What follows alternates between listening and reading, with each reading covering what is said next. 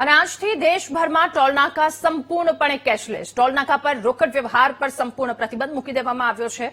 FASTag અથવા તો યુપીઆઈથી જ ટોલ ચૂકવણી ફરજિયાત છે. આણંદ જિલ્લામાં પણ નવી વ્યવસ્થા અમલમાં આવી. વાસદ, બોચાસણ અને રઘવાજન ટોલ પર કેશલેસ સિસ્ટમ અમલી કરવામાં આવી. વાહન ચાલકો હવે સરળતાથી ટોલ ચૂકવણી કરી શકશે. લાંબી કતારોમાંથી વાહન ચાલકોને હવે રાહત મળશે. ત્યારે આણંદ જિલ્લામાં પણ નવી વ્યવસ્થા અમલમાં લાવી દેવામાં આવી છે. આજથી આ મહત્વનો નિર્ણય ટોલ પર નો કેશ.